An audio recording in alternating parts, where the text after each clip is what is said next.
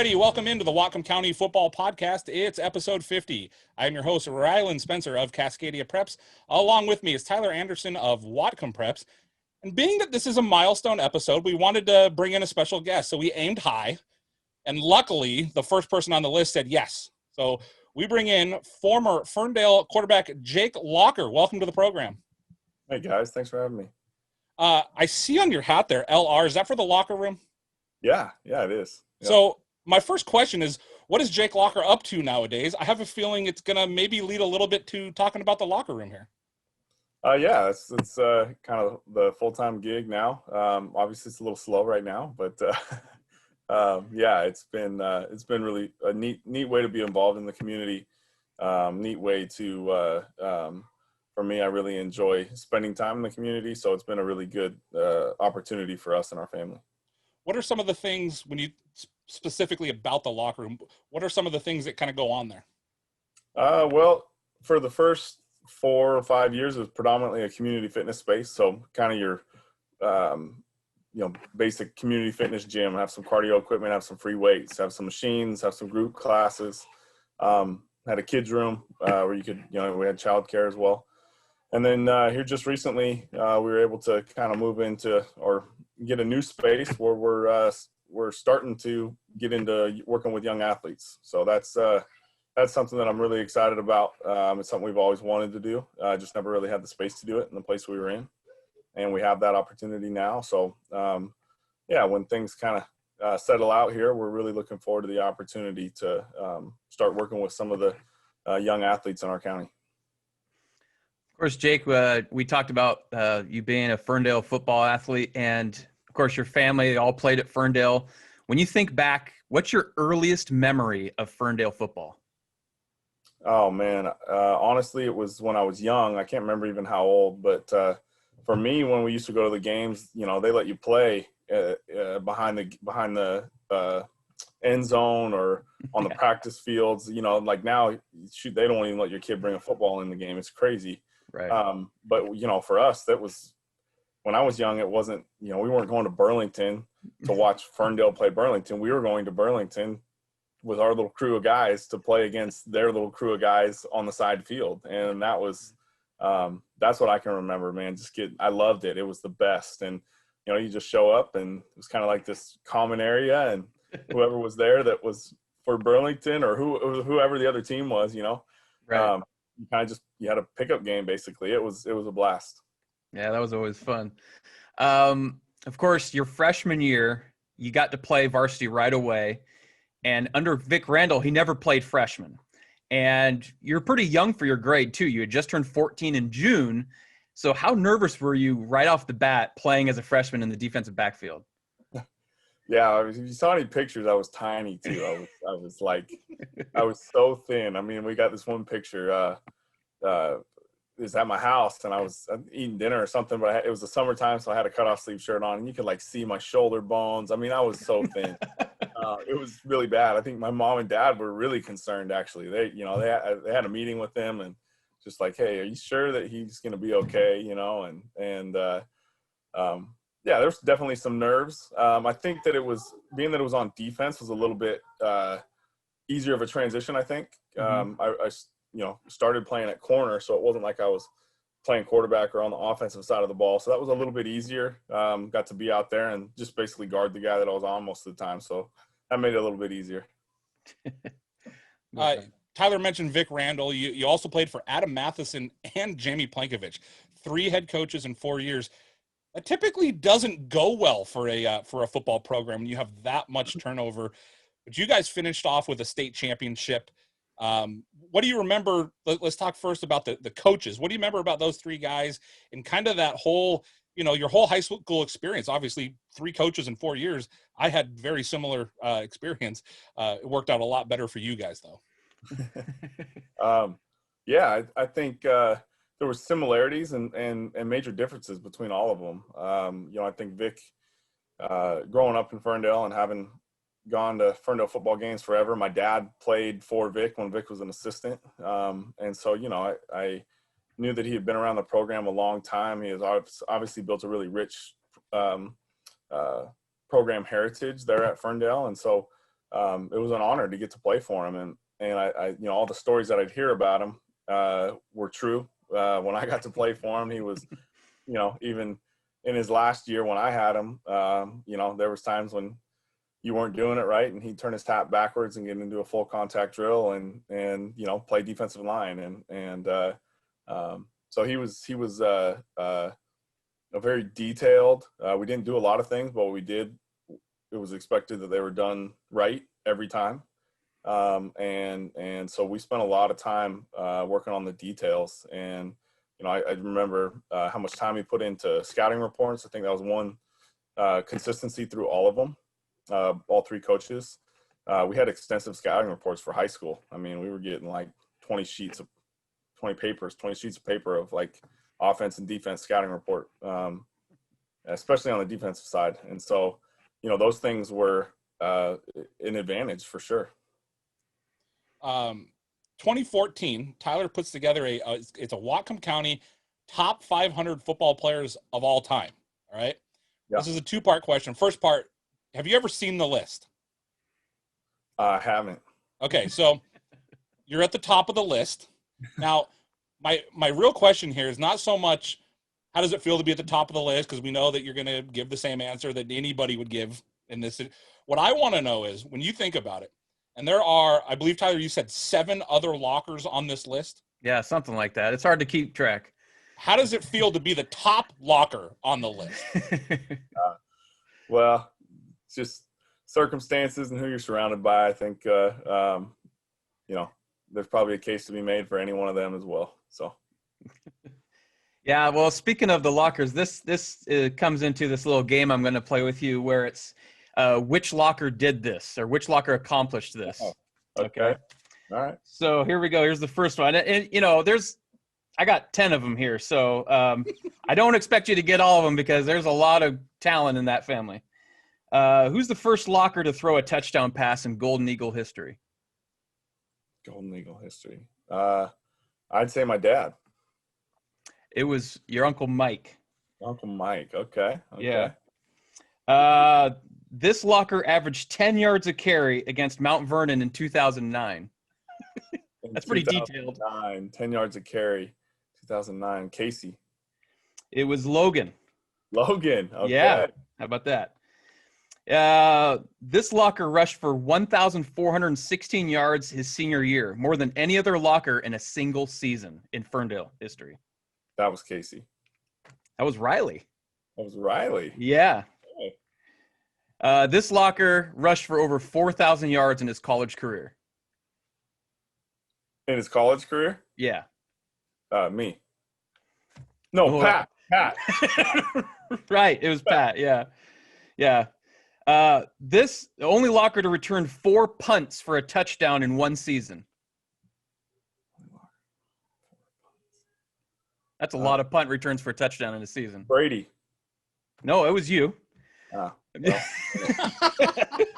What am I, like 1 for 8 right now? No. This is great. This tells you the depth of the family. This is exactly what I wanted to get.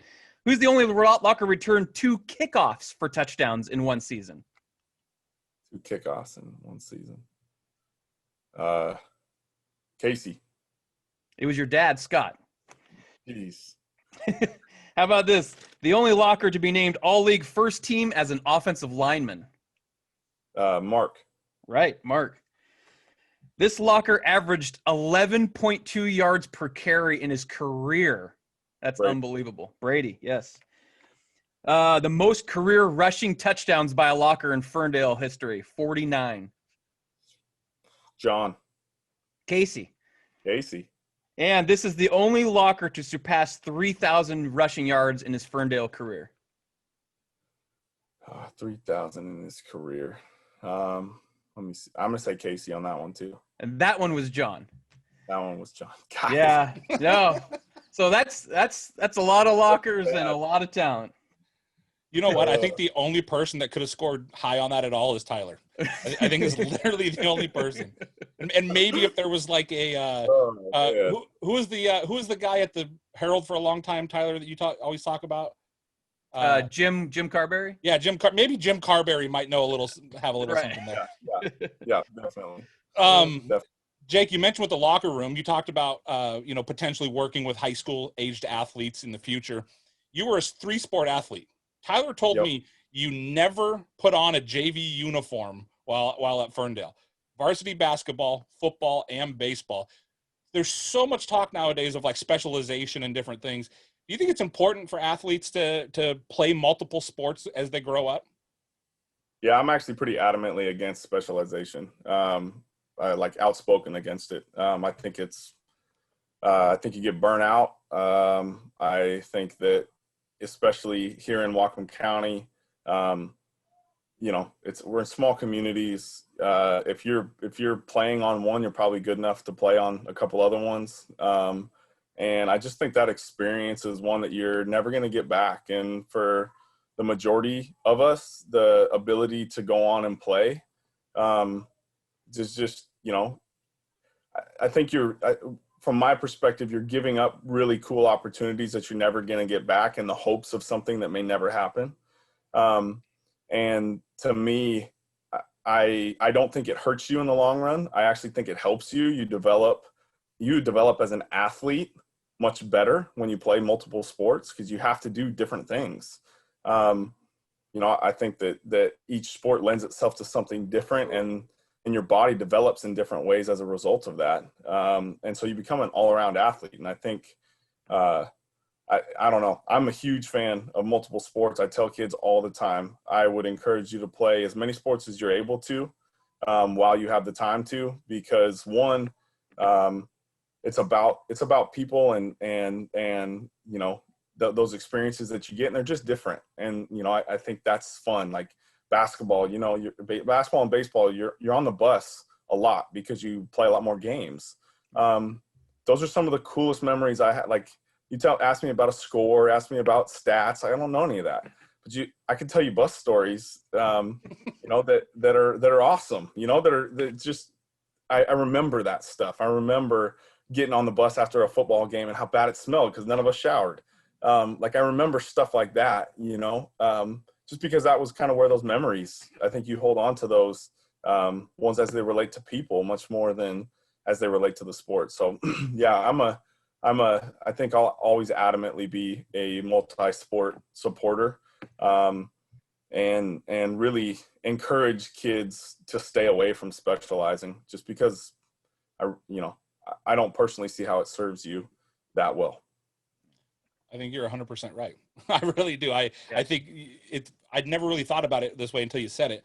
I don't remember which tournaments I loved wrestling. I don't remember the tournaments I won necessarily, but I remember guys standing on their heads on the bus and, the bus fogging up after games and writing stuff on the windows and, all kinds of those crazy stories. So it's kind of funny. I think one of my favorite tournaments every year there was Ferndale, there was a Sons of Thunder tournament in Whatcom, and there was Cedar Woolley. And I think it was like almost the bus rides is as much fun as anything. Totally. You know what I mean? And just the work with your buddies, and yeah, that's pretty fun. I think you're 100% right. Tyler, what do you think? 5 names? I think it's time. All right, let's go 5 names, Jake. I'm going to give you one name at a time. Just give me kind of your first thoughts when you hear these names. All right? Yep. Jonathan Lee. Oh man, he was a talented athlete. I would say underestimated as an athlete. Antoine Dudley. Antoine Dudley, he was faster than people thought he was. Yeah. Derek Altona. He was the most naturally talented person I think I played with in high school. Tyler, is that the guy that you said was the center? Yeah. Tyler says he thinks he's the best center in Whatcom County history. Do you agree with that? Was he our center? I thought he was our tackle. I thought he was our left tackle. Oh, maybe I'm thinking nose tackle on defense. Yeah, he played nose tackle on defense. That's right. That's right. It was a beast. Rocky Sandusky. Still to this day runs the best routes of any receiver that I threw to. Oh, that's saying something. Adam Wilgus. Oh, guy, a monster. That guy was Yeah, I think that was probably the best way to describe him. He was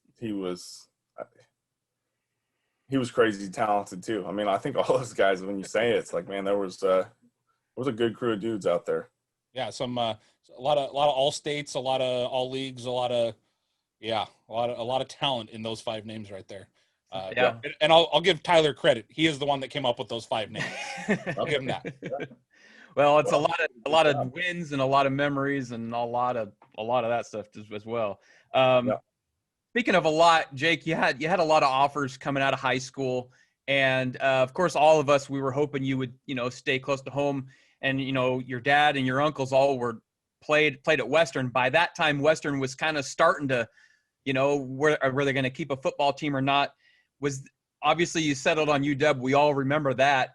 Was there a second team in mind at all, or was it just straight UW? I mean, it was pretty much UW. Yeah. For most everybody that knows me, going that any farther from home probably wouldn't have been. That would have been hard for me at that point. So the school I liked the best, honestly, would have been Oregon State. I probably would have picked Oregon State next. Really liked Oregon State, and then I liked Cal as well. So those were kind of the other two schools that I think I probably would have chose had it not been Washington. Yeah. And speaking of Washington, a few years ago, for a couple seasons, you got to coach a little bit with the Ferndale high school football team, help out. Of course, we all have been watching Gearin Hatchett the last 4 years. He's now a Washington Husky. You got to see him up close and personal for a couple years. How do you think that's going to go up there? We're all rooting for him, and I think he's going to do pretty well. How do you look at that?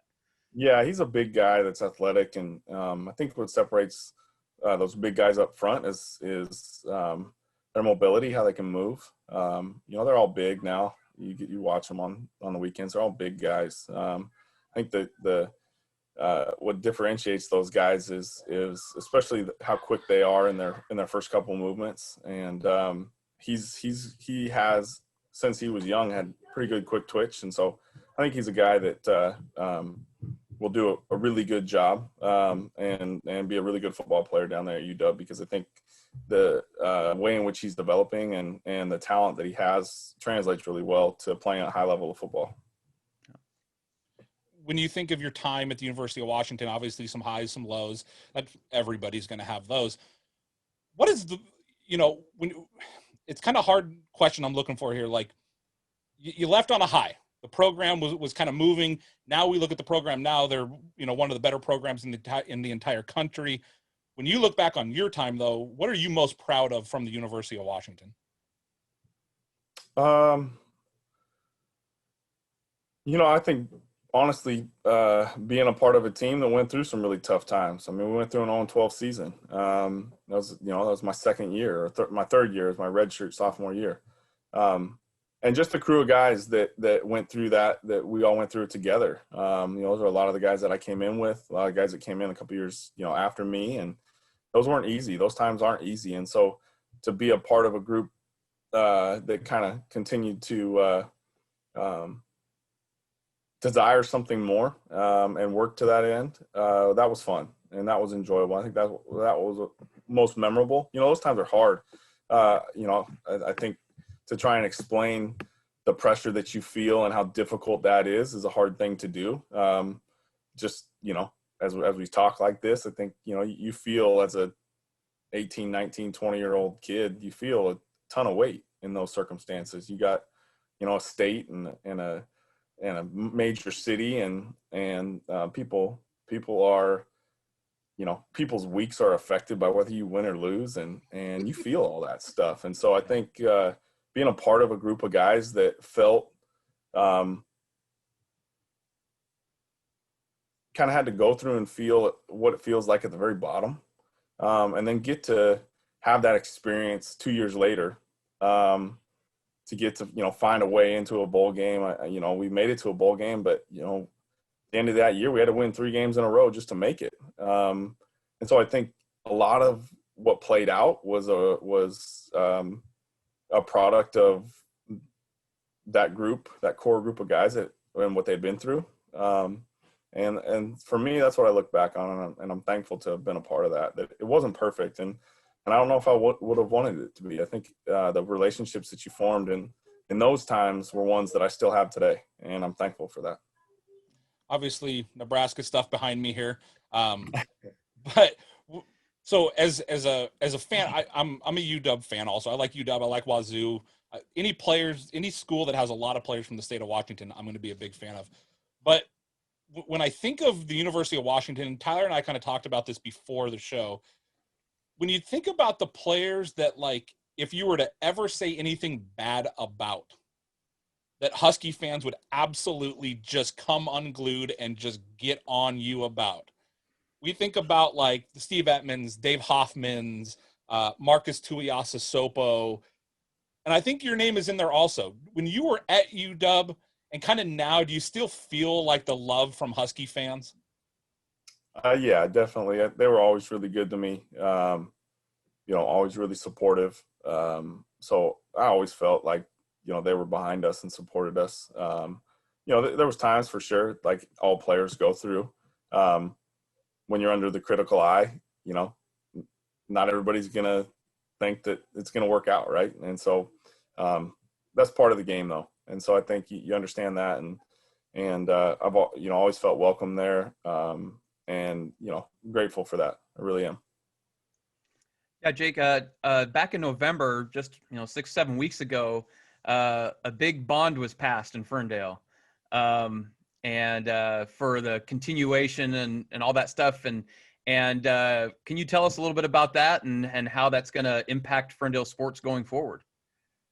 Yeah, that was a big victory, I think, for the city personally. Just I think at times we can overlook,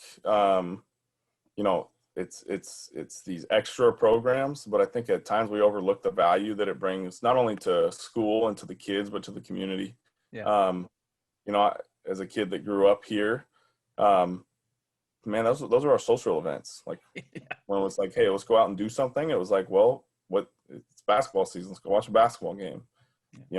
Baseball season. Let's go out and watch a baseball game. It's football season. Let's go watch a football game or a volleyball game, or that was how we grew up.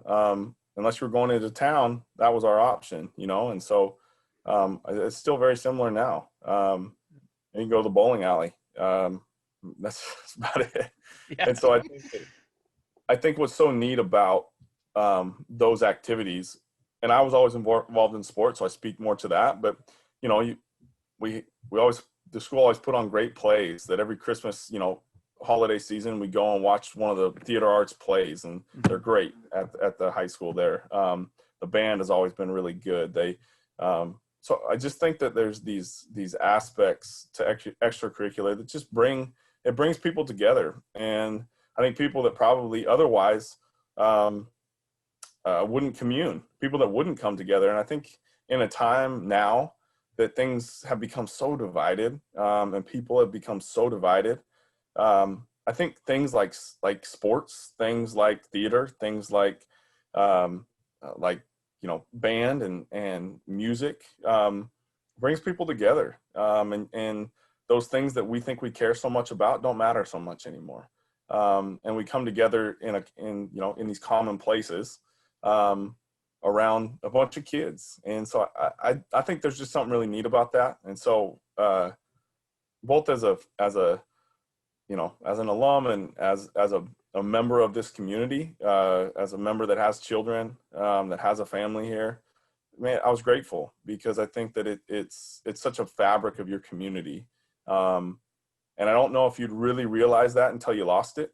And I think, for us, if we would have realized how big of a mistake we had made. And so, we didn't pass it with the dollar amount we probably should have, all of that. But I think I'm glad that those programs don't have to go away for the kids and for the community, because I think it's a big part of what makes this community a neat one to be a part of. Yeah, I definitely agree. I mean, I played sports growing up, but you were talking about how small you were as a freshman. my senior year, I was 5'4", 130 pounds and smallest guy in the league. But I was also part of the band, and I did all those things. And you know, you hit the nail on the head. It's such a huge part of the community. And I'm just going to bring up a really quick story because we've met here and there a few times on the, you know, just kind of in passing. And someone always asks me if I know you or whatever. And I say, well, I do have a Jake Locker story, actually. So your sophomore year, first game of the year, Coach Matheson's first game. I covered that game for the Bellingham Herald. I was just a stringer reporter for that game. And you guys won like 49-0 against, you know, somebody. It was a non-league game at home. And I went to go interview you. And after the two things I took away, first of all, I think your fingers wrapped around my hand a couple times. Your hand was so much bigger than mine. That one shocked me for a second. But also after a few questions, and you're just a sophomore, you kind of said, you know what? You should go talk to those seniors over there that did all the work. And it really struck me as someone that, you know, a 15-year-old kid that had this great game would love to have told everybody about how awesome of a game they played. But you had the wherewithal to say, you know what, these senior linemen did this. Go talk to Cameron Dahl, my wingback. Go, you know, and you were absolutely right. And I think having a good head on your shoulders, you know, definitely, obviously with the athletic ability, was able to push you in the right direction. And I also had the ability, crying out loud, the honor to interview Luke Ridnour too when he was in high school, when I was writing for the Herald. And it was kind of the same type of feel that I had. So I just want to thank you for being gracious with doing an interview for me. And I'll always remember that. So it's pretty cool. So yeah, I just thought I'd share that little story with you. I'm sure you don't remember it because you did, you know, 50 million interviews after that, but that was one of your first ones. No, I appreciate you sharing that. Yeah. In high school, Tyler mentioned basketball, football, baseball. Was there ever any thought of playing another sport beyond high school other than football? No, it was all football all the time. Yeah, by that point, that's the game I'd really come to love. And the other two were just so different. And the one thing that set football apart was the physical aspect, and I loved that. And the other two didn't have that. I fouled out when I played that way in basketball, and and baseball, it's just not part of it really. And so, yeah, for me, it was head and shoulders. It was, you know, yeah, I had no thoughts about doing anything else. When you think of your time, I guess we'll go high school first. Toughest place to play, toughest team you played. Toughest place to play. I've always heard the Tacoma Dome is actually really tough to play in. You know, you got so excited and had so much adrenaline. It hurt the next day for sure, because we played when they had the rollout turf, the old school turf, the carpet, you know. So it was like, you know, 3 inches, and then we're on the concrete, and that stuff, you know, your joints, like your knees and ankles and stuff, the next day, that was real. So it definitely was hard on your body. But man, you had so much adrenaline. I don't, you know, I honestly don't remember those ones being tough. I mean, Bellevue was a really good game. That was probably one of the tougher games we played. I would say that just on a consistent basis, because they were always good, well coached, and it was always a big environment when we played Linden. That was always such a big environment in the county here, and you know, we were pretty good, and they were pretty good in the time that I was in school, and so it was always big games. I mean, yeah, that would have to be for me. I would just say because of, you know, that at times felt like the biggest game on your schedule, even if you made it to the state championship, because you know, that one was inside the community. So that was a big one. And I, you know, those are memories. I remember senior year, coming back from lunch Friday, we were going to play Linden at home. We were both undefeated. We were both ranked in the state. And there was a line back all the way out to the tennis courts already, because they opened up pre-sale tickets at noon. and there was a line all the way back to the tennis courts at 12:15 to buy tickets for the game that night. And I can remember going, holy cow, what's going on? And everybody's like, oh, they're buying tickets for the game. Everybody's trying to get into the game. And, I don't know if you were at that game, but I mean, they were like, you couldn't see the track. Right. They had the move-in stands on the visitor side completely full. Our stands were completely full. They had to be 10 or 12 deep all the way around the track, standing only. I mean, there's no way that they were inside the fire capacity. Not a chance. Right. It was wild. It was crazy. And it's just things like that, I think, that made that atmosphere. I think I'd be lying if you said you didn't feel a heightened sense of pressure those weeks for sure. What about in college? Toughest place that you ever had to play in college? Autzen, by far. Oh, I was hoping you wouldn't say that. I don't want to give Oregon anything. Yeah, I don't know why, but they were brutal, man. They were brutal, and they were good. They were really good. We never beat them when I was there. So they were good, and their fans were brutal, like throwing batteries at you. I can't remember what year it was, but we had to keep our helmets on the sidelines because they were throwing batteries at us. I mean, they were brutal. Yeah. Wow. You mentioned going to lunch. Tyler talks about a place in Ferndale called the Eagle's Roost. First, have you ever been to the Eagle's Roost? Yes. Okay. Tyler tells me it's the best burger in Whatcom County. Can you confirm this for me? Yeah, yes, I can. It's so good. If you're going for a, like handmade, a little bit more of a gourmet burger, that's the best one. Like if you're going for a, grab and go burger, it's hard to beat Grant's in my opinion.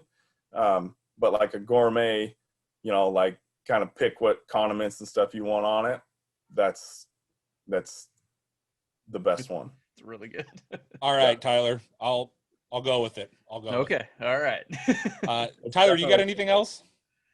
Oh man. Yeah, probably 50 other things, but I'm not gonna, I mean, Come on, give something. No, seriously, Jake, this means a lot to me because of what I work on and I study, Whatcom County football. And, I told Ryland, this would be like him having Joe Nash on, who's his favorite NFL player of all time. It's like, and I'm a huge Dan Patrick fan. So I was like, man, we're having somebody on that's been on the Dan Patrick show. Can you believe this? I was just telling my roommate this the other day. I was like, this is ridiculous. So, so I'm just very thankful that you're willing to join us tonight. And it's just really cool. And thank you so much.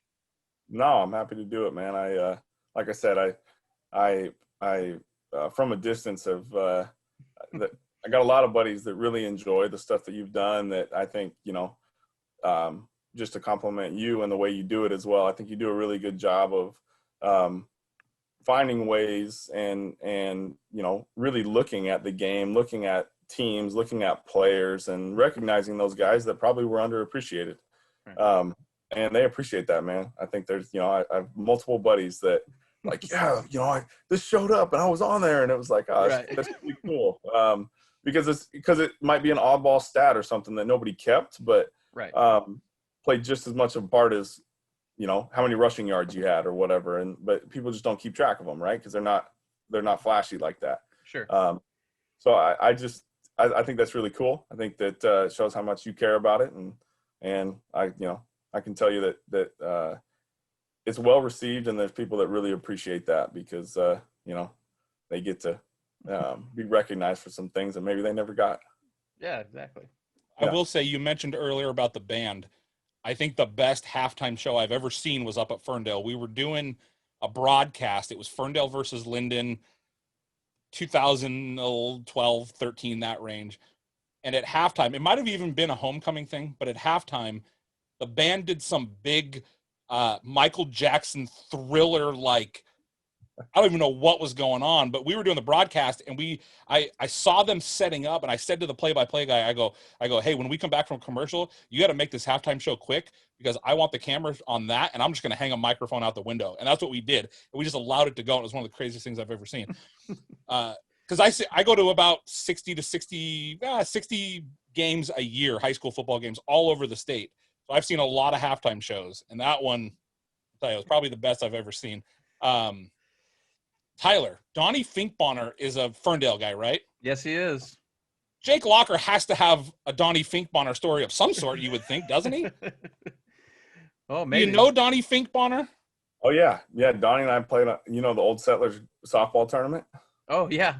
Yeah, we used to play together on a Donnie when I was young in college. Come back, my dad would have a group of guys, and then I would bring a couple of my buddies from school, and we'd have a couple other guys from around here that would play. And Donnie was always on our team. And Donnie he could still run. He was super. I mean, he played in the outfield and he was running down balls that we weren't getting to. He was, it was awesome, man. Yeah. So run into Donnie quite a bit. He still does he sits up in the booth and calls, helps spot for all the games still. So I'd see him before all the games. He'd come in and they'd always go, kind of do a little briefing of, hey, who should we be looking out for? That sort of thing. So. Right. There's two names that kind of pop up every podcast, so I'm just going to say the other one because I don't want to give the guy too much credit. Jeff Bearden, who you probably know as well, but I don't want to talk too much about Jeff because he's got kind of a big head, and and you know what? We don't even know if Jeff is when he'll see this one because Jeff is working all kinds of crazy hours. So the last question we always ask, and typically it ends up being the last question, but sometimes the coach will go on crazy, but the last question we ask is, thinking back on your high school career, every game you played, if you could go back and play one of those games again, which one would it be? And you know what, Tyler, I'm going to do now? I'm going to mention something because Coach Kamink, who was on recently. Yeah, he flipped the script on us. Yeah, he totally flipped the script on us. So every coach up until that point had said, oh, I'd go back and play this game because I think we could have won if we did this. Yep. Kamink said, you know what? There was a game we played, Linden versus Linden Christian. We won the game on a late touchdown, blah, blah. And he talked about a game that they had won that he wanted to go back and play again because it was just crazy. He wanted to relive the greatness of it. Yeah, he wanted to just relive the fans, the atmosphere, everything. Now, I'm going to throw that out there so that maybe you do want to pick one of those games, but you're not picking the Linden game you talked about earlier about 12 deep on the track. Which game would Jake Locker go back and play again in high school if he could? The Bellevue game, undoubtedly. So, junior year? Junior year, yeah. Why that game? What would you do differently? I don't think I'd do anything differently. It was so close. I think we'd just play it again and just see where the chips fell. I think, though I do know what I do. There was one double belly. They ran double belly. So they had Hasty was their fullback, and then Rosenberg, I think was his last name. He was their wing. Keith Rosenberg. Yeah, he went and played at Wazoo. Yep. Yeah. He was their wing. And so when they ran belly, they'd fake double belly every time to Keith. And so I was playing safety, and JR was, he ran for how many ever yards that year. He was tearing it up, and they opened up. They'd given him belly quite a few times already in the game, and so they turned to hand it to him, and I went flying downhill to blow up the belly in the hole, and I got there and he didn't have the ball, and my responsibility was double belly. My responsibility was not belly. So I was going rogue, and I guessed wrong, and he ran untouched for like 60 yards for a touchdown. And oh man, I was hot at myself. Obviously, coach was hot at me too. But that was an easy touchdown that we shouldn't have given them. If I just would have done my job, they might have scored still, but they would have had to go all the way down the field to do it, and who knows. So that was the only thing I'd change. But yeah, that was just such a fun game. I think I don't know, everything about that was it was so much fun to come into that game because nobody expected us to even be in the game. That was the year they beat De La Salle, and everybody thought they were the best thing since sliced bread, and they were good, but we were just as good. And that was really fun. I remember that week, and I was just, it was so neat to be able to go into a game like that where nobody expected us to even be close in the first half. And to be really honest, I mean, nobody expected us to do anything. and to play, to be able to play right down to the end and have, the game was so crazy in the last minute and a half.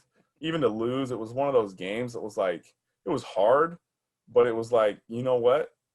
You lose some. And if you're going to lose, like, that's not you lost swinging and fighting, and it happens sometimes, and take your hat off to them. They were a good team, but it was such a fun game. I think that last 3 minutes of the game was so exciting. That was really neat. It was a neat atmosphere. It's packed.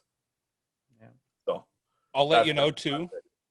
Last year was the first year they went outdoors for the state championship games.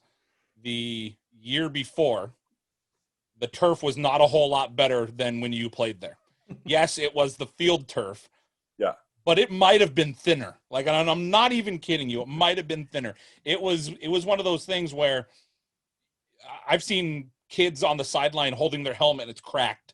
And, I've seen there's been times where I go on the field after the 4A state championship and interview some people. And, I'm on the field for probably 45 minutes to an hour. And even then I walk out and I'm like, oh man, like, knees kind of hurt then, and I'm going, I don't know how these guys play on this stuff. And I played on the old turf like you talked about. I graduated in 2002, so I played on that old stuff where you'd get the turf burns, and then you'd go right into wrestling season, and Matt Byrne would just reopen it right up, and I mean, it was brutal. But I'll tell you what, Tyler, point out the Ferndale star there on your map. We do this pretty much every week.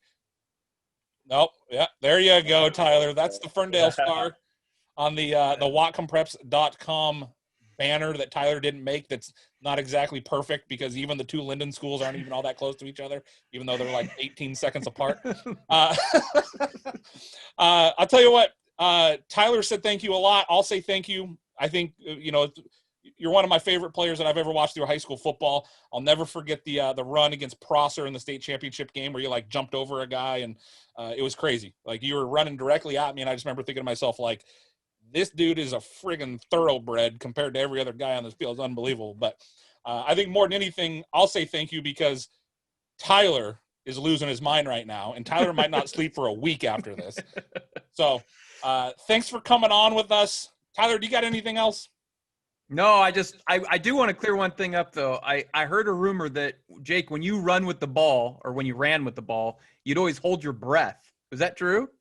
He told you that. I thought I remember hearing that. He's Tyler Anderson. It doesn't matter who told him. That was true. That was like after long runs, I'd be completely gassed, and I kind of like took pride in being in good shape and getting ready to play, and so I conditioned all summer, and it didn't matter. You had a longer run. I come to the sideline like in college, and I need oxygen, and I'm like, what is going on? It's like I hold my breath. Yeah. So it's true. All right. Yeah, it's true. Yeah, it was. Yeah. I don't know why, but I think one of my favorite things is grabbing that oxygen mask. It just tastes so good sometimes. You know what I mean? Well, at that point, yeah, it does. It just feels like you're like, oh, yeah, this is great. It's like only second to getting an IV. An IV is like number one. That's when you don't feel good and you get one of those. It's like, wow, this is awesome. Like I should do this every morning. This is a killer deal. All righty. Tyler Anderson, WhatcomPreps.com. I'm Rylan Spencer, CascadiaPreps.com. Jake Locker, thank you for your time. Thanks, guys. I appreciate it.